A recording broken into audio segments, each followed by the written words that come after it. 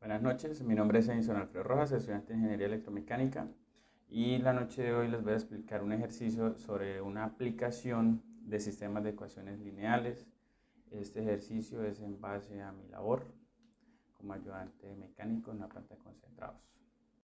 Bueno, entonces el ejercicio de aplicación dice lo siguiente. Dentro de una planta de concentrados se reciben 3 líquidos para producción y por cada líquido se necesita tubería de acero al carbón, hormigón y fundición. Para los diferentes líquidos se necesitan 18 metros de acero al carbón, 18 metros de hormigón y 9 metros de fundición para cebo. Para aceite de palma, 10 metros de acero al carbón, 16 metros de hormigón y 1 metro de fundición. Y para melaza, 11 metros de acero y 10 metros de fundición. Si tengo 20 metros de acero, 13 de hormigón y 21 de fundición, ¿cuántos metros de cada tubería se necesitaría para el descargue de mula y para producción si se utiliza todo el material? Entonces, aquí como podemos ver, ya tengo la tabla con los datos que me dan, ¿sí? Eh, los materiales y el tipo de materia prima que se utiliza dentro de la planta y el total que tengo para poder trabajar, ¿sí? Entonces empezamos a trabajar con la matriz, con nuestra ecuación lineal, ¿sí? Entonces, ¿en qué consiste? Bueno, entonces consiste en que nuestra diagonal principal, que es esta, se conviertan en unos y el resto en ceros.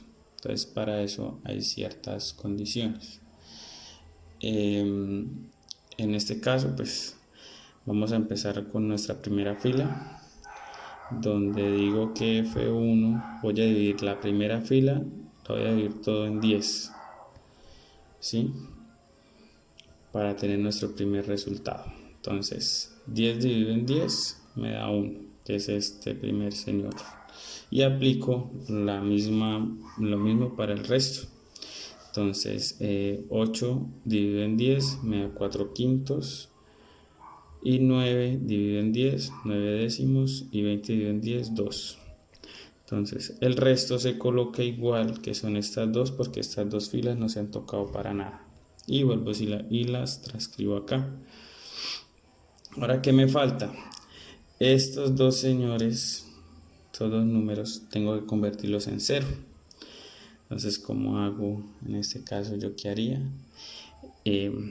Lo siguiente, a este 10, al 10 lo multiplico por la fila número 1 y le resto la fila número 2. ¿Sí? Entonces, 10 por F1, que F1 en este caso equivale a 1, menos F2 que vale 10. Entonces 10 por 1, 10 menos 10, 0, que es este número que está acá, ¿sí? Y hago lo mismo para el de abajo. En este caso sería 11 por F1 menos F3. Entonces esta ecuación que tengo acá la tengo que hacer para todas las filas, ¿sí? Entonces acá ya tengo resuelto esta parte, ¿sí? Donde hago lo mismo, 10 por F1, y F1 ¿cuánto vale? 4 quintos, menos F2, que es 16, esto me daría 8, menos 8, y lo mismo para esta otra fila, la fila número 2, que me da 8, y para el 13 que me da 7. Abajo hago la misma operación con esta, donde me da 0, aquí está, 11 por F1 menos F3 me da 44 quintos, y lo mismo para la siguiente fila y para el resultado, ¿sí? Entonces ya nos da 1. Listo, entonces ya tengo